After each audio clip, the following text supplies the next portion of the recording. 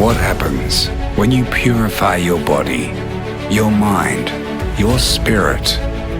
Something miraculous. The body begins to heal itself. Welcome to the Medicine Girl podcast, where each week we explore new ways to heal your body from the root, igniting your inner healer. You are a medicine. And now, here's your host, Robin Stebbins. Welcome to the Medicine Girl podcast. It's me, your host, Robin Stebbins. Today, I had the absolute honor of interviewing David Parker, who wrote What Really Makes You Ill with his, I didn't ask if they're partners, his co-author, Dawn Lester. Highly recommend that book. I was so happy with this interview. I didn't know if he was on what side he was on with vitamins and supplements. He's very aware, like I am, about that side, and truly believes, after all his research, and we're talking 10 years to write the book, using all of their research to disprove their own research of what really makes you ill. He and I agree you can't get sick unless you're poisoned, because it is so simple to stay healthy and well and go to your golden years lit up, healthy, happy, having energy. So without further ado, I will let you see for yourself what an amazing person David Parker is. Highly recommend getting the book as well. It's a great reference to have before they remove all the books. Well, nice to meet you. See you for the first time.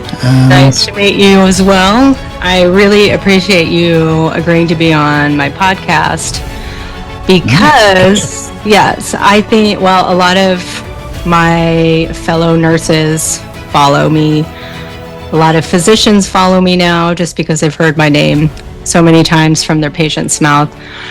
And they're actually, they're very indoctrinated, but they're also starting to ask the same questions when it follows the rules of logic. Mm-hmm. So, David Parker, welcome to the Medicine Girl podcast. If anyone, I'm sure everyone knows who you are, but if you don't, there's this book right behind him, What Really Makes You Ill, that you wrote with Dawn Lester. Mine looks ridiculous. It's gotten wet, it's been outside, it's got dog ears all over it. I've gone through backwards and forwards, especially when somebody says to me, hey, Robin, I have Lyme's disease, HIV, syphilis. I'm like, take pictures of all of those chapters and send it to them. Yeah, it's, we're pleased to say, thank you for mentioning, of course, but it's done very well since it came out in Christmas 2019. Wasn't planned that way, but we all know what happened in 2020. So I must ask before we carry on, Robin, is there any taboo words that we can use? I don't know where you're going to post this on YouTube. Yeah, so YouTube, if any words, I just kind of do this. They really censor me for the little squiggly things that live inside you that they kill with horse paste. Those words we can't really brush on. I'm really censored. I think they've stopped putting me on the algorithms and just have a person monitoring me, because most of my stuff that I forget to edit out gets taken down right away. Yeah, we've had the same problem. We stopped posting anything on YouTube a long time ago because it got taken down within minutes, really, Yeah.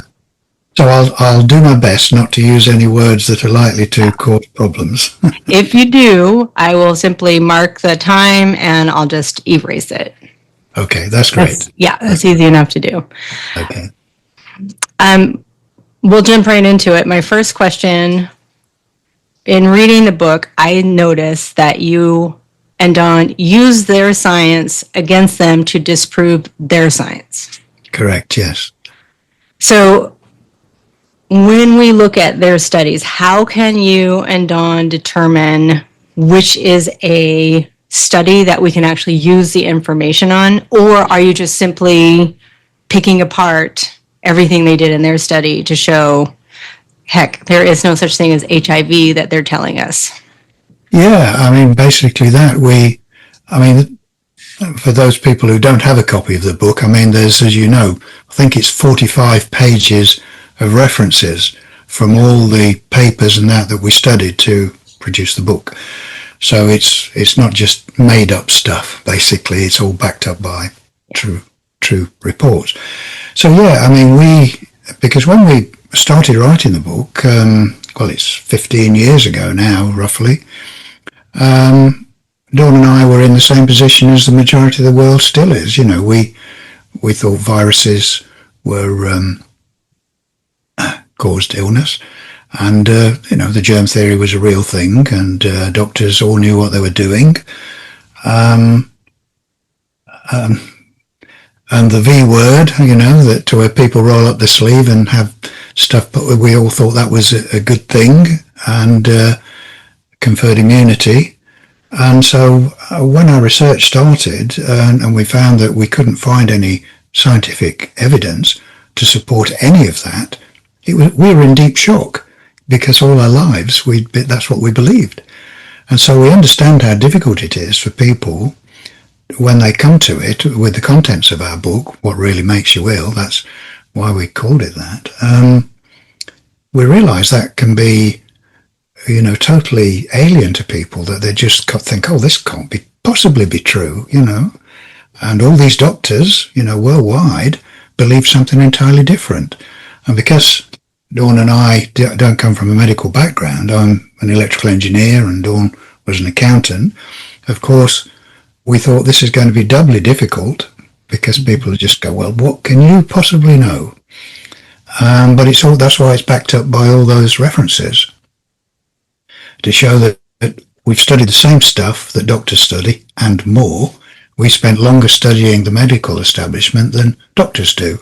They may spend 5 or 6 years to get their MD certificate. We've spent 10 years studying it and have continued to do so. So we're still studying it after 15 years, and nothing has refuted what we found. And of course now a lot more doctors have come onto the scene, as you say, like Dr. Andy Kaufman, Tom Cowan, and the Baileys in New Zealand. So all of whom we've, talked to. So there's a lot more people coming onto the scene, as it were, from the profession, who've obviously come out of the profession because they know it's unconscionable.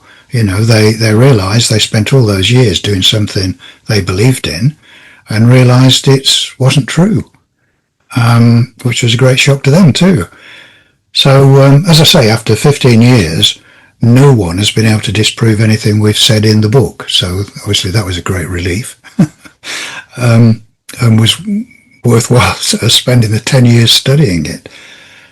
So that's the short answer. But of course, it's still a surprise to the majority of people to learn that the germ theory has no scientific basis.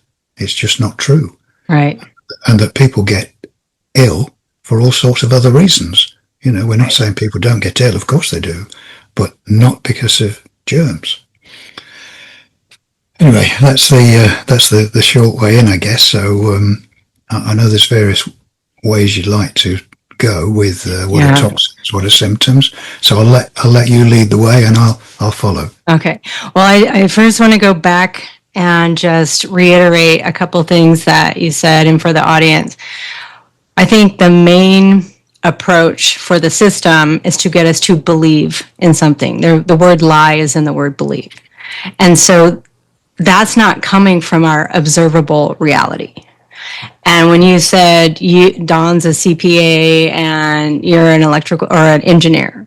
Yeah, electrical engineer. Okay, even more to the point, because we function, especially, I grew up with 2 CPAs as parents.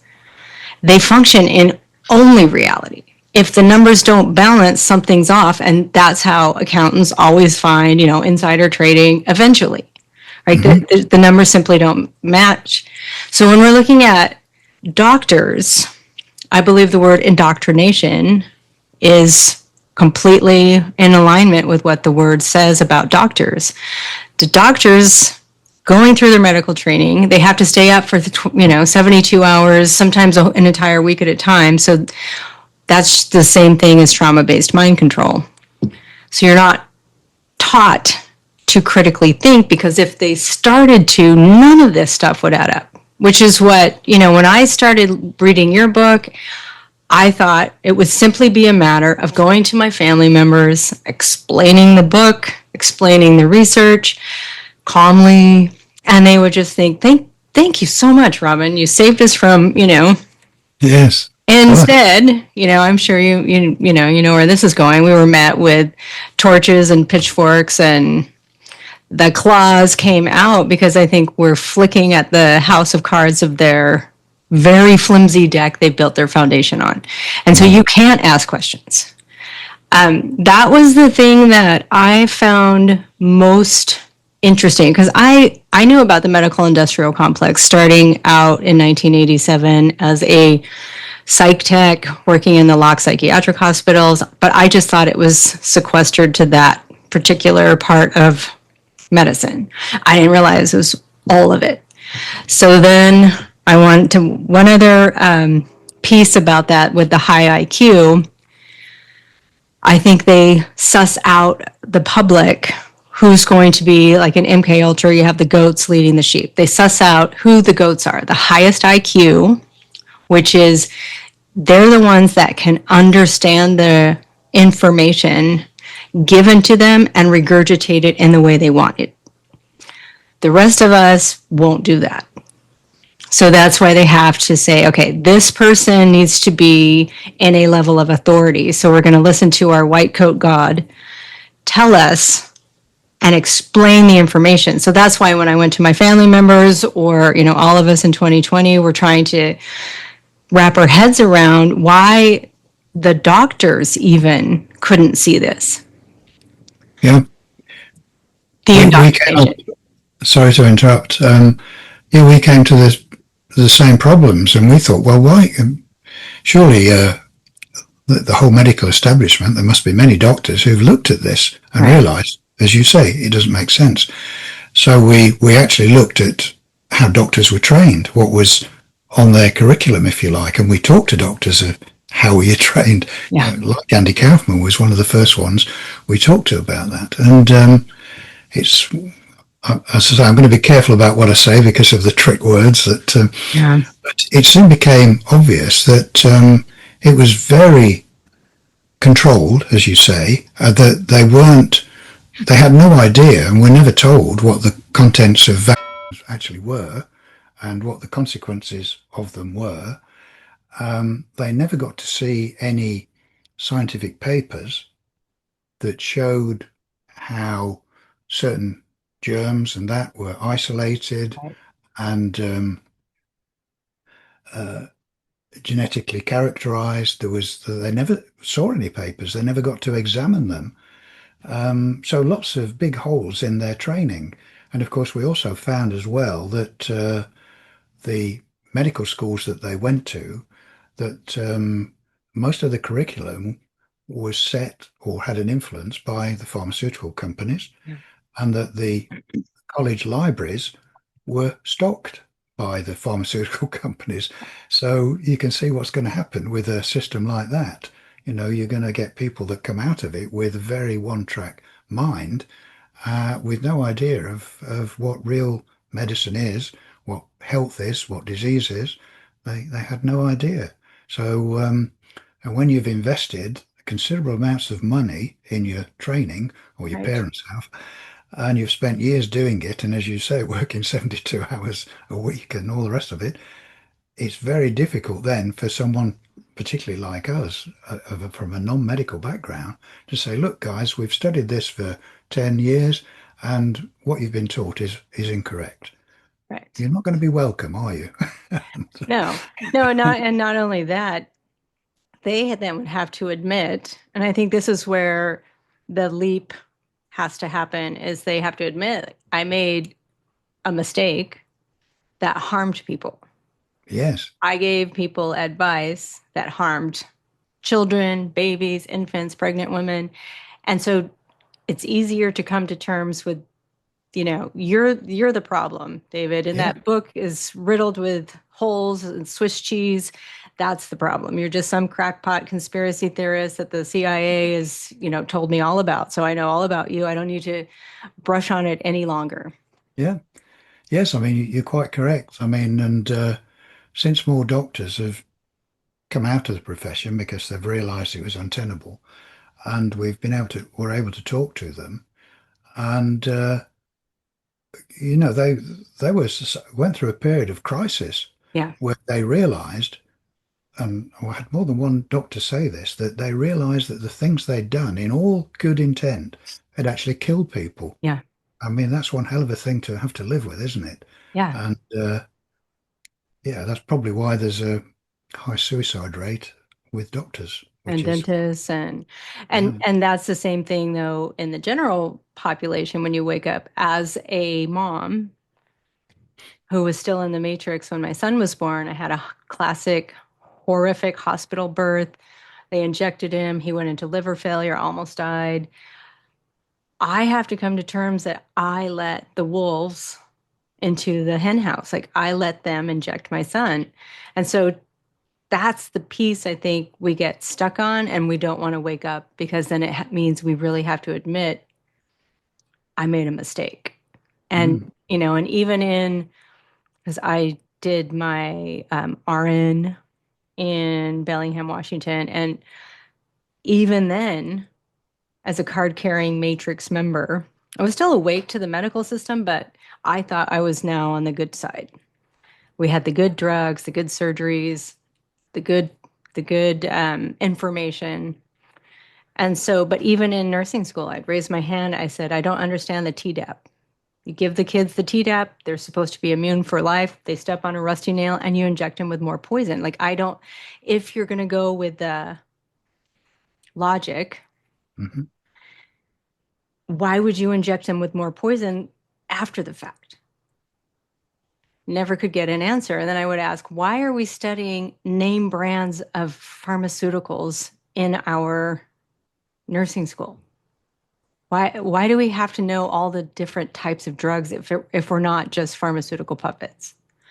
So Exactly. even in nursing school, I really started to realize like I can't work in a hospital ever. I'll be arrested. So I stuck to home health, Yeah. hospice, in the patient's home. I've gotten now several people off of hospice just because books like yours and understanding the true way the body actually heals. Personally, I think this will be my next question. You can't get sick, ill, diseased unless you are poisoned with an initial, loading dose, bolus dose, or over a long period of time. Yes, quite correct. I mean, I think I can safely say without it getting censored that there is no such thing as an infectious disease. There just isn't. Yeah. That's been, I mean, the medical establishment themselves have tried to prove infection, stroke contagion, for the last 100 years or so. Right. And I think on the record, if I remember right, there's about 200 attempts, starting right back from the so-called Spanish flu, when they tried to prove that that was an infectious disease, all of which is covered in the book. Without me boring everyone with details, they can read it for themselves. Um, and they've tried, as I say, at least 200 times, and this is the medical establishment themselves to try and prove infection from a germ, and have failed to do so every time, even though some of the practices that they did to try and prove infection were disgusting, to say the least. Right. It wouldn't have been. When we're talking about injecting things into monkeys' brains and all sorts of things, which is just crazy. So once you start from that point that there's no such thing as an infectious disease, then you have to look at, like the title of the book, well, what really makes people ill? Yeah. And that's exactly what we did. And as you were alluding to, Robin, it's generally people have been poisoned one way or another, Yeah. always. And I class into that toxic materials, however you come into contact with them, whether you put them on your body unwittingly yourself, or have them injected into your body, or you drink them, eat them, inhale them.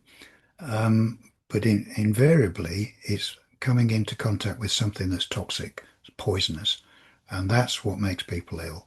And that includes things like EMFs, electromagnetic frequencies. Some people are more sensitive than others. Right. But I do try to say to people, because as an electrical engineer I worked in industry, or I'm obviously retired now, but I worked in industry for over 50 years, Yeah. you know, um, and so I was exposed to more EMFs than the majority of people would be. Hmm. But I'm okay. I've never, so it's a case of striking a balance, for not everyone to go crazy and think, oh, it's EMFs, I'm going to die. When I'm not saying they're good for you, of Right. course, and they can cause problems, but sometimes it can be to do with, um, well, it's the placebo nocebo effect, and people believe something is going to cause them harm, i.e., the nocebo effect, and therefore it does. Right. And we've got lots of examples, some of which we have put in the book, where both the placebo nocebo effect comes into play. We came across this a lot. And particularly in drug trials with the pharmaceutical companies, I mean, they use placebos, if they're testing a new drug. And we came across where they were, say, testing a new cancer drugs, let's say. And obviously, one group has the drug and the other group has the placebo, just a sugar pill. But of course, neither group knows which they've had. And we've seen cases of the placebo group exhibiting, even hair loss because they Yeah. thought they'd had, and yet all as they'd had was a sugar pill. So Right. the mind is very powerful, and the placebo effect, nocebo effect, is very real. And this comes into play in many things, particularly with EMFs, or can do. As I say, I'm not saying that EMFs are good for you, and overexposure is okay. No, it's not. But people need to get some perspective on it and realize that the fear factor can be just as dangerous.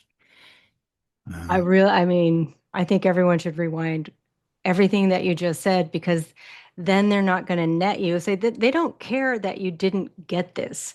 As long as you're on the other side netting what the other side has told you to take, the horse paste, the hydroxychloroquine, the vitamins, the supplements. You go on any influencer's website during the pandemic and you'll see their detox list, how to detox from the jab.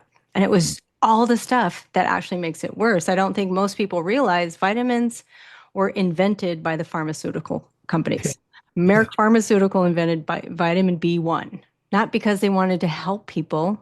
That's not their business plan.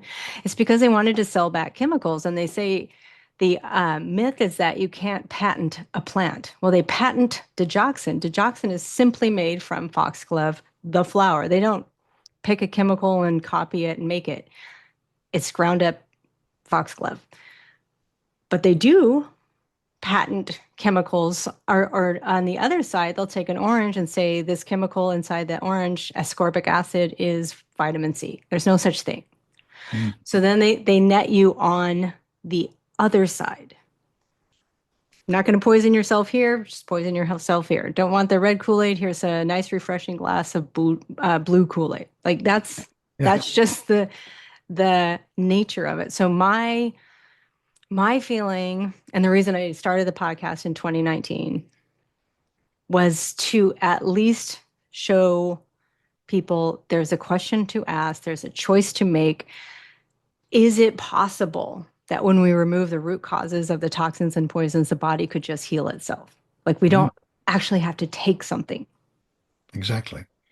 This is this has been my frustration for quite some time, being considered to be in the sort of alternative community. I don't really place myself in any of these things. Yeah. I'm just me doing I don't stuff, either. Yeah.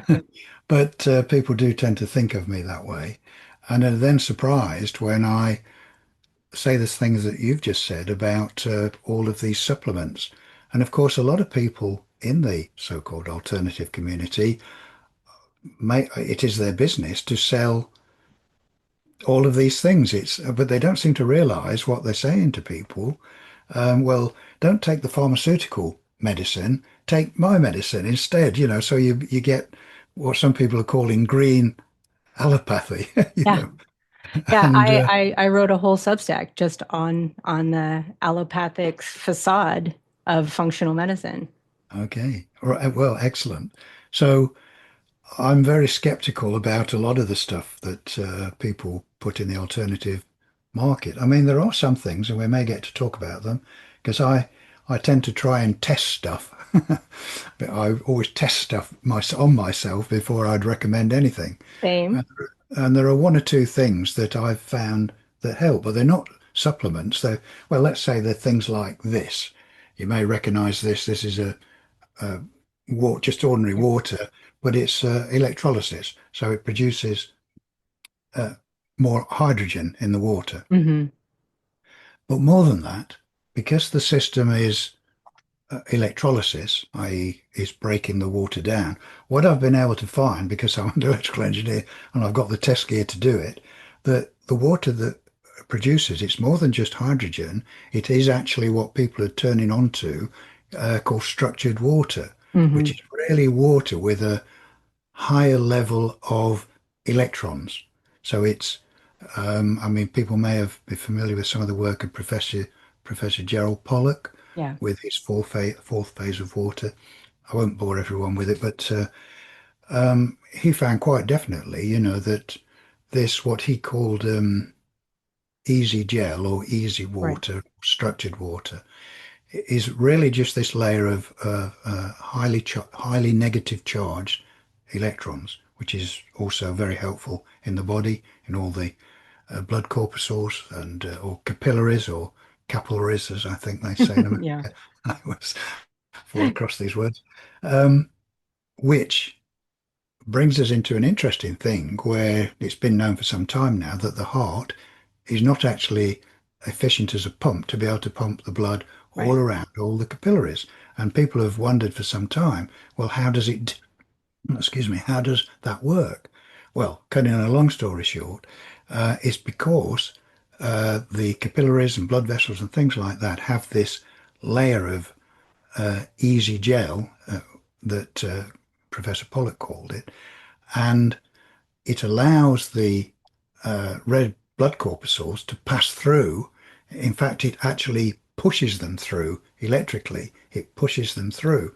And this is why the heart doesn't need to be a massive pump to try Right. and get the blood all around these miles and miles of blood vessels, because the blood vessels themselves are pushing the blood through. Right. Giving a simplified version of it, but that's perhaps a discussion for another time.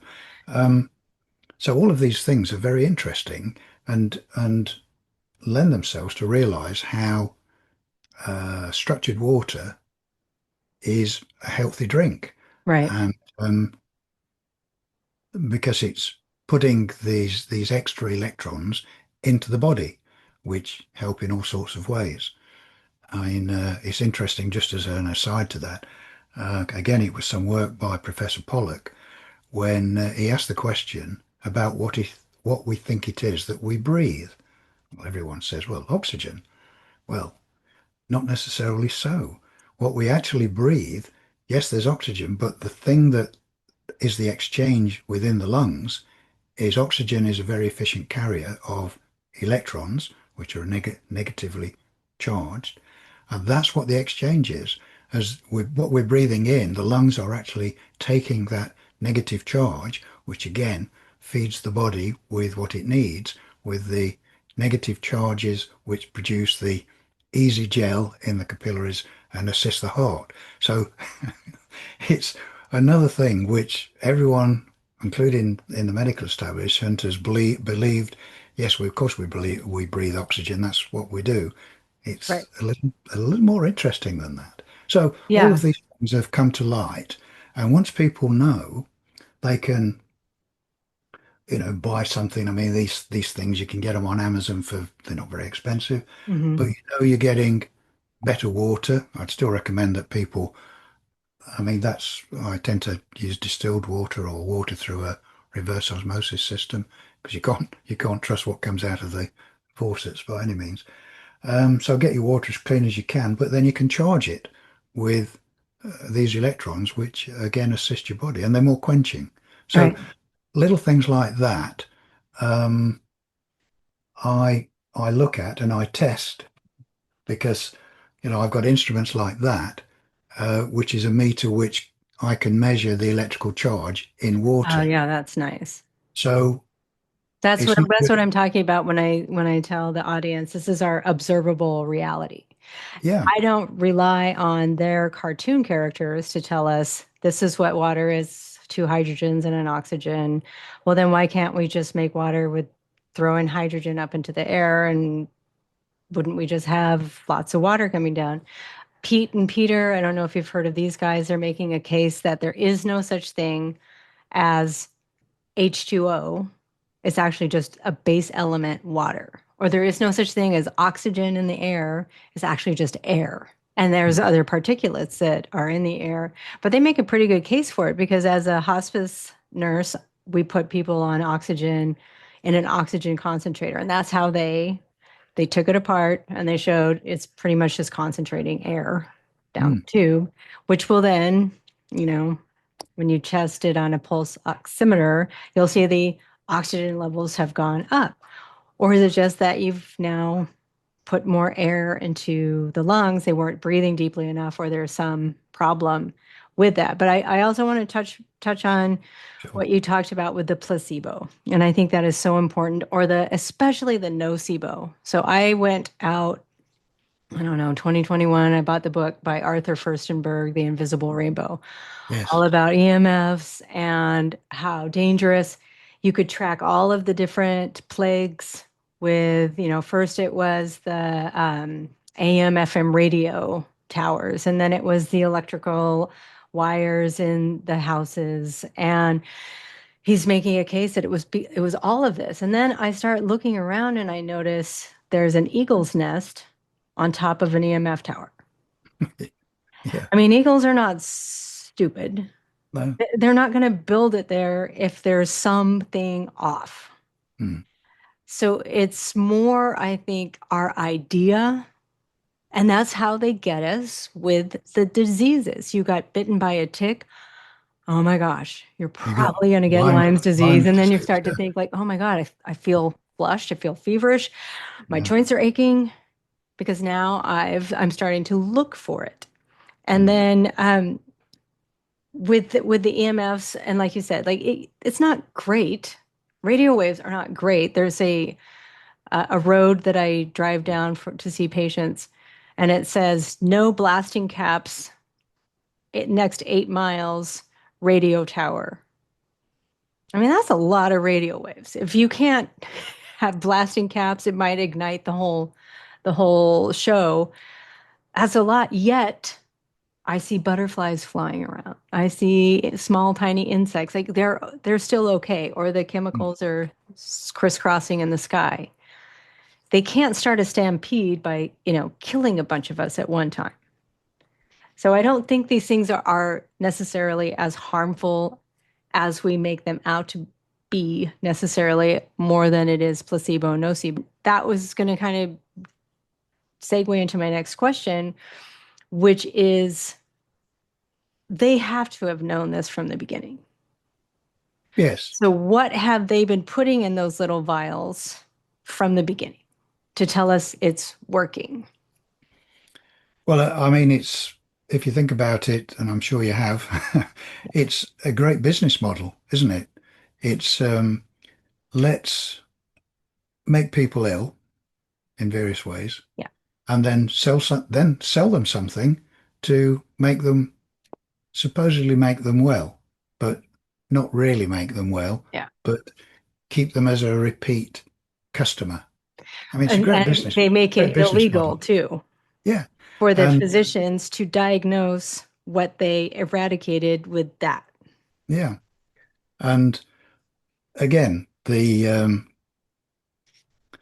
V thing, I'm trying to think of the V thing, yeah.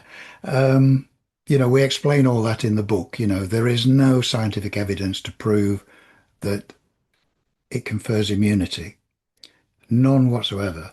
And all these stories about it will induce the body to produce antibodies Right. is never been proved. It's totally nonsense. But of course, it's a good marketing thing. And for the vast majority of the public, it all sounds very scientific. And so they fall for it and they go along. And I mean, I've often wondered, particularly in America, because babies, young children, get so many of the V thing Yeah. from such an early age. I wonder how they ever get to adulthood, to be honest. Well, Well, especially, yeah, many, especially many now. don't, And I, I I know. think, I think they're trying to figure out that balance, not to kill their customers. They really don't want to do that. No, They know cradle to grave what you're worth, sick, weak, dependent on the drug. So they try to get you as close to that edge as possible while still being able to work 40, 60 hours a week. yeah, Right. So it's a fine line, and that's what all their research goes to. And it's their absolute dream when they find a chemical that changes a blood lab value. It has nothing to do with your health. Like vitamin D3 level has it's they're measuring an intermediary molecule 2,5-D, not the active form 1,2,5-D. So they can say, look, it's working. I changed the marker on your blood. Has yeah, nothing to do with your sunshine health, has nothing to do with any of your health, which kind of goes back to the water. Natural living water. We're after living nutrients. Calories are another myth they made up, but we're mm, after the living water. So the living water has been exposed to sunlight. What is sunlight? That's going to create electrical reactions within the water. And if we can't do that, then, like the water you're pointing out, that could be a possible solution for yeah, in our modern world. yeah, yeah. This is it. We have to appreciate where we live, Yeah. and some people live are fortunate. I mean, I'm pretty much in the countryside where I live, but a lot of people live in big towns or cities, and obviously the environment there is much more polluted. Right. So we have to take into those factors and then make adjustments so that if we can't get good water coming out of the taps or faucets, Yeah. we have to do something about it. And that's why I recommend that people do filter their water wherever they live, in actual fact, either by uh, reverse osmosis or other methods to make sure that the water they are getting is clean. Yeah, I And think distilled or reverse osmosis. The rest distilled, of yeah. them, yeah, you look at, I go and get my spring water. It's free. Yes, it does take some effort. I have the 5-gallon glass carboys and a milk crate, and it's heavy, but it's well worth it. Yeah, But you really have to look at, they have a zero water filter and they have a device that you can measure their particulates per billion. That's all it is. It's just a larger particulate. So it can say, yes, once again, it's working. But all of the drugs people are taking, my patients are on an average of 25 to 30 different medications, prescriptions, not including their over the counter and, whatever they get. So that's all going through the water. And that's all exactly. going through And the mass and those population. ordinary filter things do not take it out. Thank you You know, for saying just that. just fluoride is really difficult to get out, Yeah. and then you've got all the other stuff as well. So Yeah. yes, distilled does take everything out. Then people say, "Oh yes, but if you've taken everything out, where am I going to get my vitamins and minerals and things from?" And I say to them, "You never got it from your water anyway. You Right. got it from good food. That's where Yeah. you got. Well, then That's where you." I add to that. I go out into an old growth forest and I will harvest a little bit of soil and eat that for my replenish my microbiome to get any minerals. And I go to places where the soil looks delicious to me or smells delicious. Like that's your body saying, yes, I need this. Yeah. And so, as I say, we come back to, we, if we're wise, we'll Yeah. compensate for the environment that we live in. But Right. it, but as I've always said to people, actual natural health is far simpler than you might think, because the body is amazing. And, giving it half a chance, it will work perfectly fine without you. It's only when people intervene Hmm. mistakenly and go, oh, I'm going to do something, I'm going to detox, I'll take this, or if they get some symptom. Right. We want to talk about what symptoms are, Yes. and therefore I'm going to suppress it with this X, Y, Z. And yeah, of course, as you know, that's the worst thing you can do. Yeah. When you get a symptom, your body's telling you it's doing something. And generally, it's trying to get rid of a toxin that you've either accidentally or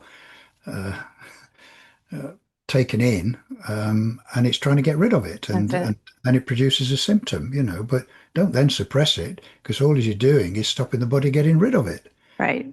And then on the other hand, people throw a go into a tailspin on thinking that they're now infested with parasites. This was quite a favourite one, and so let's detox and take this, that, and the other, not realising that if the body had produced them with the Yes. pleomorphic system, it's for a reason, and quite often these so-called parasites, and we're not talking about tapeworms, we're talking about these tiny things. If they've appeared, then they're doing a job, and quite often it's getting rid of heavy metals. So if you then take something that's going to kill those things, it's going to release all those heavy metals into your system all in one go. And And the decaying carcasses of yeah, the parasites that yeah, were doing the job to actually take it out intact. yeah. And then people wonder why they feel ill. Right. Well, you've just really assisted poisoning yourself, But these are these are things that are simple to know, Right. and really just brings us back to saying the body knows what it's doing, just don't get in its way. Yeah. You can either assist it or you can hinder it. And most of the time, people hinder it, particularly the medical establishment, because they don't understand it. It's not that they're, as we say, they're not evil people, that are, well, some of them might be, but the majority are not evil people. They're acting with good intent, but they're miseducated, Right. really. That's what it boils Well, down to. David, I'm going to say I'm 36th year in the medical industrial complex. I am going to say I think a vast majority are not good people. They are lying and hurting people, and I have talked to psychiatrists at length about this to protect their paycheck. A lot of them know. I mean, you cannot be that ignorant and continually giving people drugs and never seeing anyone get better. Mm. No, Something has to, I agree click with you, at some Robin. point. Yeah. I And do so agree with you. I guess I'm just being kind. you're being kind. I am not kind anymore because I have worked one-on-one with them, and the arrogance and the utter inability to have a logical conversation with me instead of attacking me or threatening my job. Mm, That's what they go to. mm, I'm the yeah, problem. I'm crazy. I'm hurting people because the insurance is on their side. If somebody dies because they gave them a combo of prescription drugs, they're covered.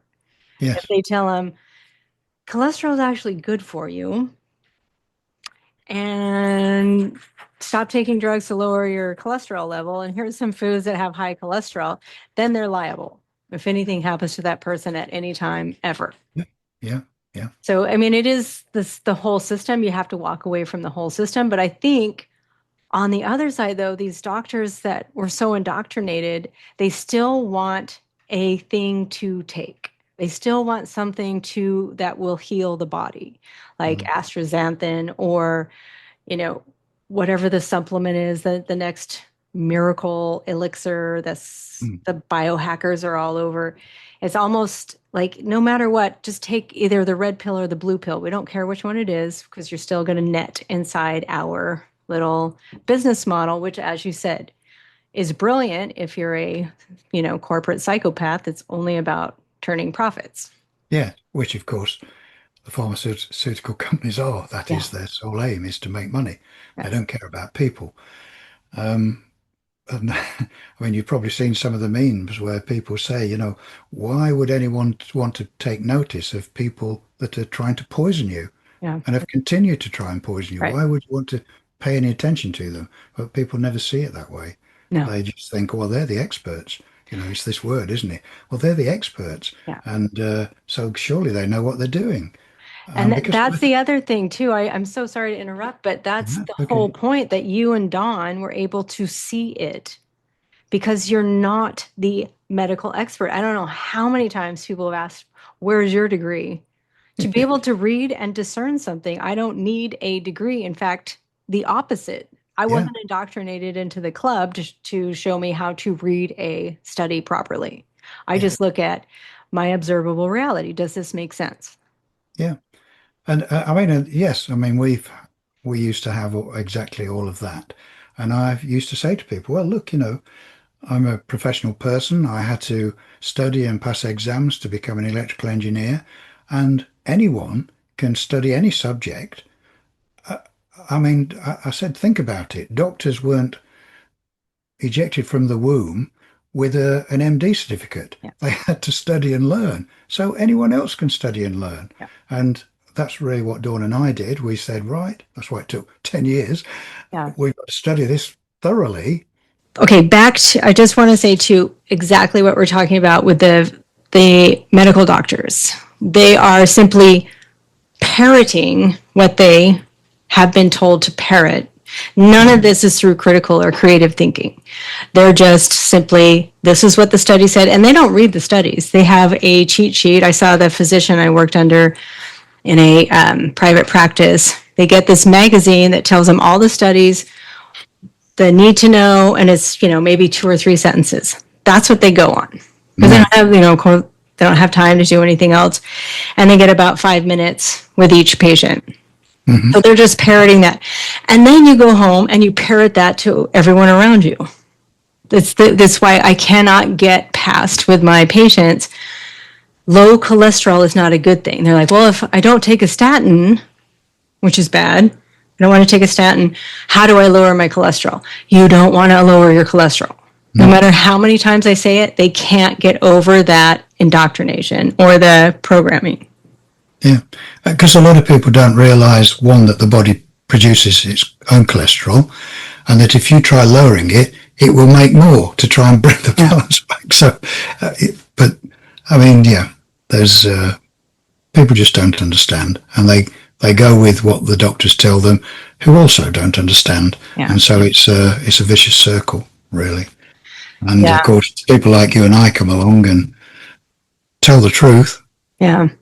And unfortunately, a lot of people don't want to know the truth, do they? Yeah. They just want to hear their opinion come out of your mouth. That's what they want. That's what they want. Or they don't want their binky or their security blanket taken away. It's like, well, I'm smart enough not to take that or the pharmaceuticals, because they list, just reading the side effects, which are direct effects of taking a poison of these drugs. I'm not going to do that. But over here, it's the same exact system. Put you in a state of fear, Lyme's disease, or, all of the symptoms that we have from being poisoned. Now they're going to fix them with more poison.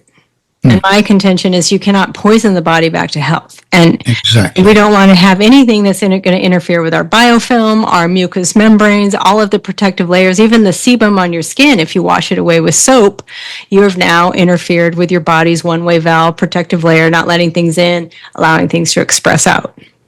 Or the thing that gets me is they're always taking something. I'm like, what do you keep taking the same thing for years and decades? What do you still need that needs healing? Like, to me, medicine is 3 to 5 days max.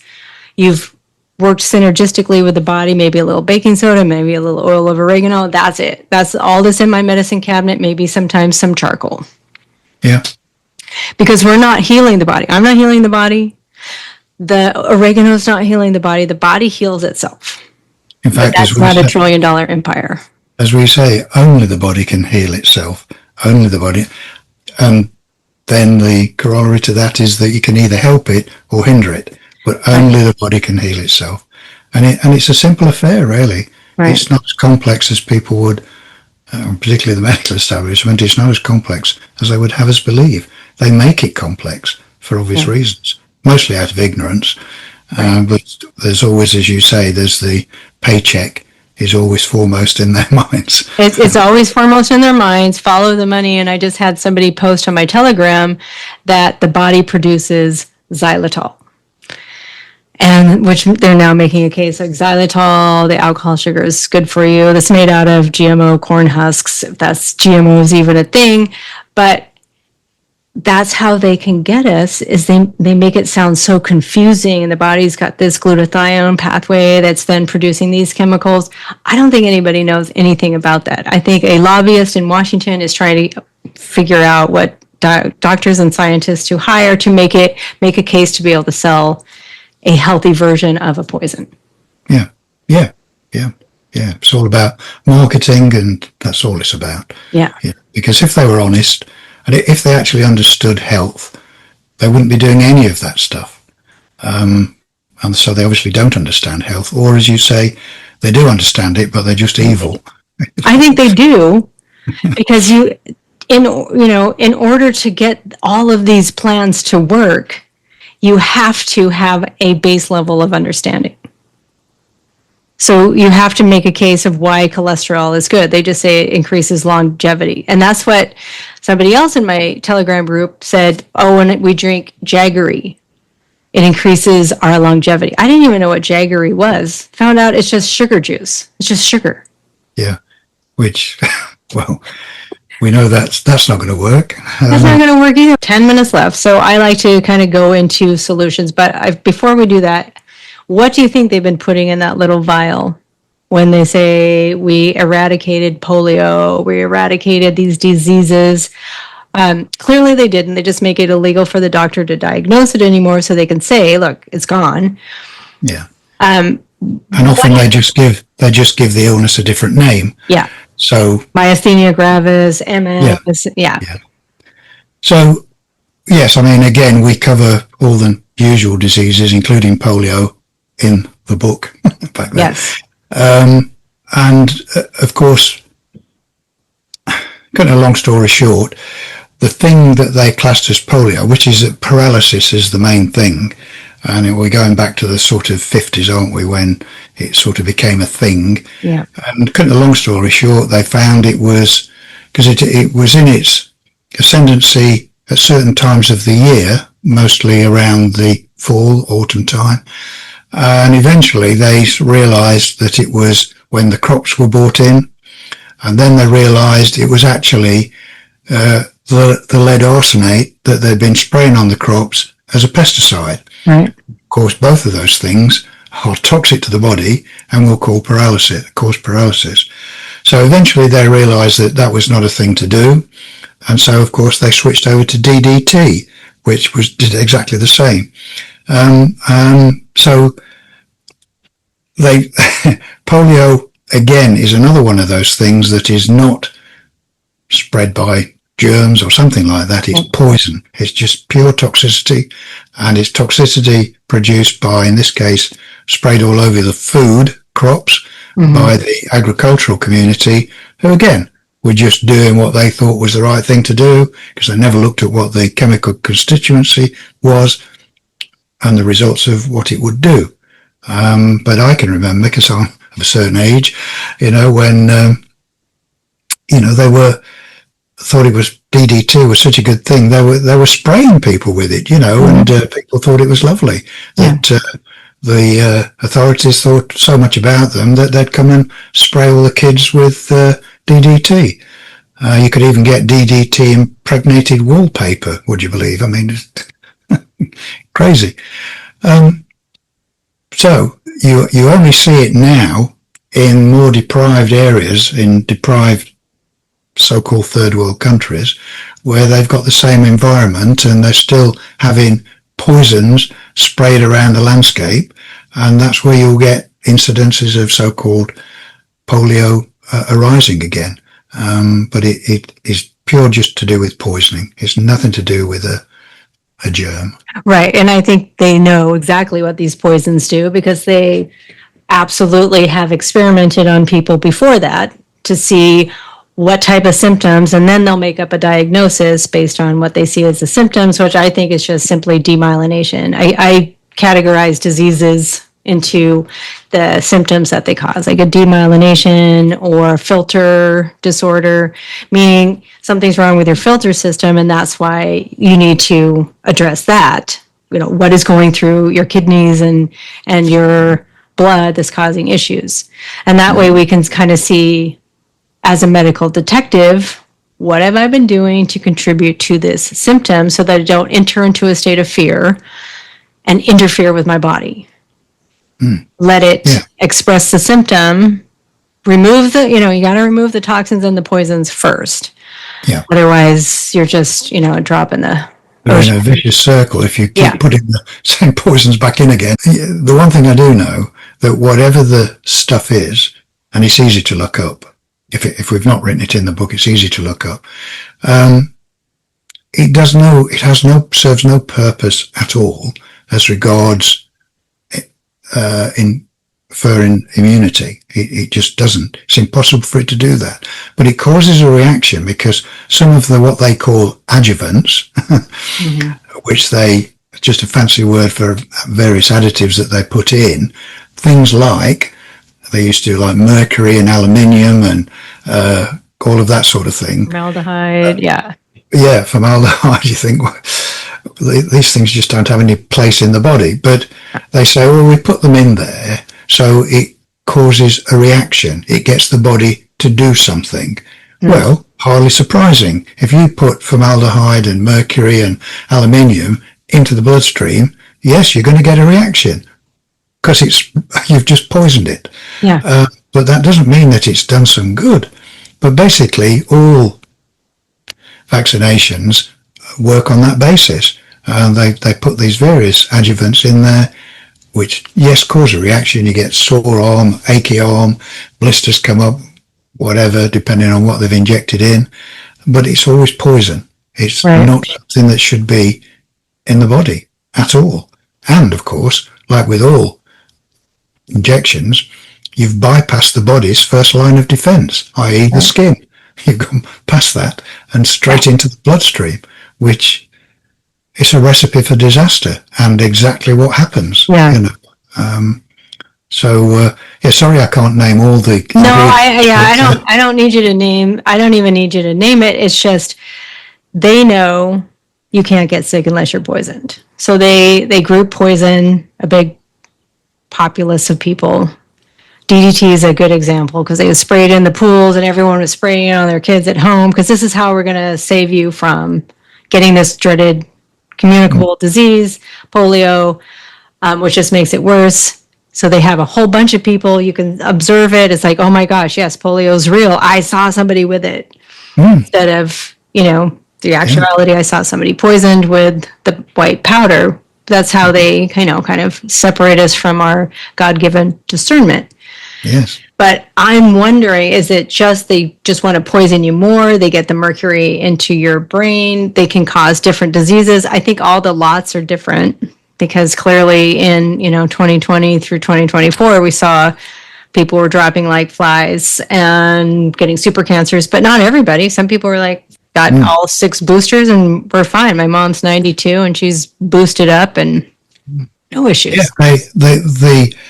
Yeah, to answer your question, yes, the various lots are different. There was a study done, I remember looking at it a few years ago, and someone did a really good job of itemizing all the different lots and where they could isolate what adverse effects were from each lot. Yeah. And, some were almost, there's nothing in them.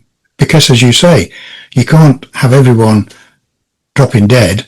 Yeah. The game's up then, isn't it? If they go, well, maybe we can see it. Everyone who's been injected has died or is seriously ill. Yeah. I mean, give the game away. So, and of course, they wanted to have their spokespersons who could come on the television, usually famous actors and actresses. I'm thinking of people like Dolly Parton and others. Sean Penn, who was, there's lots of them over here in England, and I despise them for what they've done, encouraging people because they've had a, saline injection or something. Right. And they're telling everyone, look, I'm fine. Look, go out and get it today, and get your friends to do it. And, all of this sort of rubbish. I found myself despising them for doing it. I openly admit it. I despise them. They have blood on their hands, whether they realise it now or then. That's an awful thing to have on your conscience, if they have a conscience. I don't think they do. I don't think they have a conscience. They will do anything for fame and $1. Yeah. Even if it's to run their grandmother over in the middle of the street and film it, they would do it. And if you look into it, as I did with one or two of these so-called actor-type celebrities, you find they get a stream of very plum jobs, which pay them lots of money after they've, been good boys and girls and played the game and spread the word, and, terrible. Yeah, that's my contention. There's those of us that have a pure heart. We're not going to sell our soul to the devil for $1 and an affiliate link to get people to poison themselves. And that's why, when I teach my classes or I do this podcast or on my Telegram group, I have one rule. You cannot promote poisons. So if you don't know what it is, or you couldn't give it to a toddler and have them eat the whole thing and be fine, it doesn't belong here. Because once again, over and over and over, somebody will say, well, I have a rash. And then people comment in, take some aloe vera, do this. And first it's like, stop. Why do you have the rash? What is your body expressing? Let's figure out that first. And then we can maybe add some, very subtle solutions to help your body releasing it. Because if you don't know what you're doing on the back end, how do you know how to treat it on the front end? And that's where people get lost and like, oh, better kill our parasites. Yeah, and invariably, because they don't know, they, as you say, they exacerbate the problem and set themselves up for, chronic illness. Yeah. Because they've locked the poisons in instead of letting the body eject them, which is what it was trying to do. Because, as you know, and hopefully most of your listeners know, the skin is the largest organ of the body, and it will always be a favourite for the body to push stuff out through it. So hence the rashes, the blisters, the boils, or whatever it is. But, don't stop the body doing it. It knows what it's doing. And but most people don't realise that. And they want to suppress them, and they're just locking the poison in the body. Yeah. And that's the whole industry. You have your underarms, your axillaries are where your lymphatic system releases most of the chemicals. But what are we taught to do? Morning, put on some deodorant and stop any of the expression of toxins. If you have odor, you have consumed toxins. Period. And let it express, realize what you were doing, stop doing that. You won't have odor. Yeah. Yeah, definitely don't seal it in with a deodorant, because that's what they're doing. They're sealing it in. Sealing in the people toxins. Just think, oh, yeah, but I smell nice. Yeah. You need to look what you're doing, Yeah. So let's get to solutions. Now we're at the end of our hour together. You said healing is simple and staying healthy is simple, which I completely agree with you. So can you give us just a brief how we stay in health and wellness? Yes. I mean, again, in the book, we sort of boil it down to 4 factors, what we call the 4 factors, which is, good nutrition. And the opposite of it is what makes you ill, of course. But to stay healthy, you want good nutrition, so healthy fruit and vegetables. I mean, personally, I'm mostly vegan, always vegetarian, but I know that's not for everybody. But, I'm careful about what I eat, so fresh fruit and vegetables, organic as much as possible. Do your best you can. So it's good nutrition. Check what you're putting in and on your body so that you can limit the intake of toxins, what you breathe. People slop all sorts of stuff, including sun cream, And it gets radiated from the sun. Like the sun creams and the chemicals are getting actual radiation from the sunlight. That's what's causing the problems, not the sun. So, look at what you're putting in and on your body, reduce the level of toxins that you're exposed to, EMF exposure. I know we've talked a little about it. Don't get too scared about it. Yes, be sensible. I mean, some things that I do advise people to do is with your cell phones, don't hold them next to your head for long periods. Hands-free, perfectly good. And if you want earphones, use wired ones. I know it's very convenient to have Bluetooth, but they work on 2.5 gigahertz. You're basically putting a radio transmitter in your head. Not a good idea. So, well, especially if you have metals in your head from things like copper, colloidal silver, on the health side of it, or if you've injected adjuvants such as knock it off, like mercury or aluminum, that's in the head, and then you have these two headphones with magnets. You can tell they have magnets because you can put them up to each other, and that's going through your head. Yeah. So those are the sort of things to watch out for, and just be sensible. You know, I'm not a Luddite and say, oh, you've got to stay away from technology. No, just use it sensibly, protect yourself. And then the last thing is stress, of course, and that covers a big thing. You know, stress is a killer if you don't manage it properly. I mean, the stress in everyone's life, you know, going to work can be a stressful thing, but it's managing it so that you're not at a highly stressed level all the time. You know, it's like the fight and flight type syndrome. So you need to be able to relax, very important, and manage your stress levels. Look for what it is that stresses you and minimize it, because stress has an actual physical and psychological effect on the body. You know, it hits it from two areas, so you need to be aware of it. So basically, if people look to those 4 factors, which are relatively simple, they'll live a long and happy life, you know, if they can do that. No, nothing's perfect, of course, no one's perfect, but just, you know, minimize it, the stresses, the poisons, as much as you can, the EMFs, but, you know, get the food right, the nutrients, and you should be okay. And that, of course, includes clean water. Mm-hmm. Pay attention to, again, what you put in and on your body. So if people just remember that, take care with what you put in and on your body, and don't put anything in or on your body that's poisonous. It's as simple as that, because the skin will take in a poison. If you put something poisonous on it, which of course can be cosmetics and all sorts of things, that's going into your bloodstream, and it's going to have an effect, an adverse effect. So it's simple, really, and then let your body do the rest. If you take care of those 4 factors and let your body manage itself, because it does it the best. It's the best at doing that. That's, in a nutshell, that's basically it. Bingo. And that's so simple. It's very simple. And, you know, with the stress piece, you want to stay out of things like fear and anger, which is it doesn't matter, you're not watching your television. The screens are the same thing. And if you're watching an influencer that's constantly pumping fear porn, that's the same thing. And it's going to slowly erode your body as a toxin. And who knows what frequency they're putting under it, or flicker rates or whatever. But I love what you said. It's, you know, don't get so caught up in being perfect. That's not possible. This is the world we live in. Just do things that mitigate most of the damage. And then you're going to be throwing a few chemtrails, big deal. Your body can easily shed it out. Or if you have your sebum and your skin intact without chemicals on it, it's not going to penetrate. It's not going to get inside your bloodstream. So with that, thank you so much, David Parker, for being on the Medicine Girl podcast today. I really appreciate your time, and anything that you want to leave our listeners with.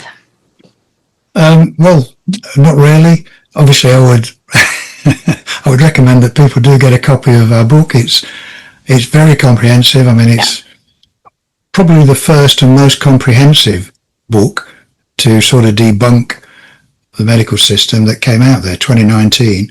I mean, it's nearly 800 pages. So and it's one you can give to friends and family that aren't awake, because he and Don really go into all the research. They don't name call, and you know, a lot of the influencers that call them out, they're using swear words, and I think it just will turn off people more than. We don't do any of that. Yeah, and we've written it for everyone. You know, we tried very hard not to have lots of jargon in it, so that anyone can read it and understand it. And the contents pages are quite detailed, so you can choose, as people often do. They don't read the whole thing. They may go, I want to know about polio, or I want to know about smallpox, or whatever. Exactly. Or if, like I said, if a friend calls in and says, I think I have syphilis, the doctor diagnosed me with it with a blood test. What is it? Real story for me. I go to your book, take pictures of each page, which is, it's doable. You don't have to give them the whole book and have them just freak out, but just read this as another alternative to what you're hearing, because that's just spell casting. And if people take that in, they become it. Yeah. And they can get a Kindle version of it if people want, which is obviously much cheaper rather than the great big tome. There is an audio version, but you can only get that on our website, which is whatreallymakesyouill.com. That's it really. All the stuff you need to know is in there.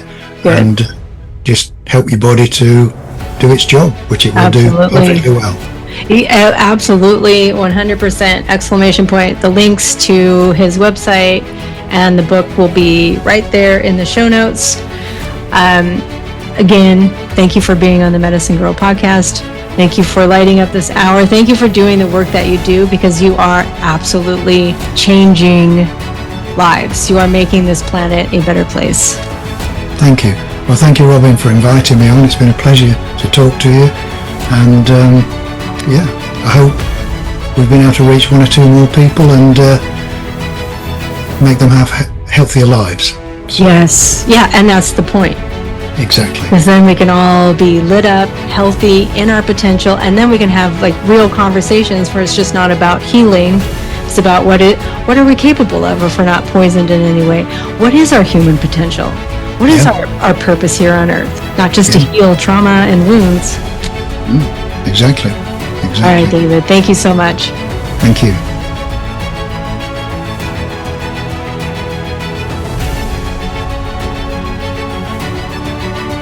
Thank you for joining us for another incredible episode of the Medicine Girl podcast, where our mission is to ignite the power within so you can hear your divine wisdom and follow your soul's true north.